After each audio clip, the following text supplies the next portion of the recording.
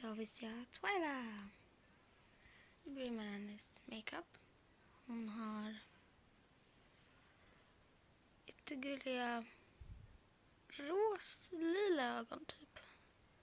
Hon har en svag lila eyeshadow. Lite turkosaktiga ögonbryn. Jag tror antingen som rosa läppstift eller inget alls. Bara naturligt. Hennes hår är blå med lite mörkblå eller lila slingor. Lila kläder med en stor svart rosett på. Och en liten kjol med lite blåa fläckar kan man säga. Snyggt blått bälte. Man måste ha märke på. Man får en väska som går att öppna. Hon är lite spektra.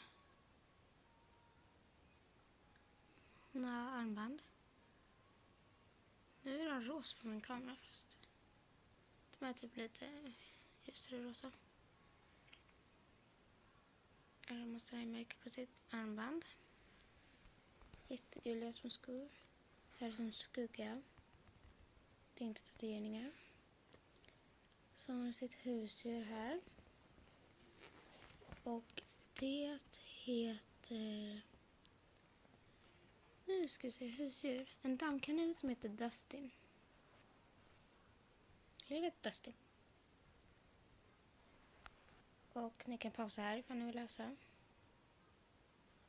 Hennes bästisar. Howling Wolf och Spectra Vandergeist. Som jag sa, det är Spectra. Då står det: du skulle ha en riktig mardröm om du läser min dagbok. Varför man kan, stand, husdjur, väska, några armband, dagbok.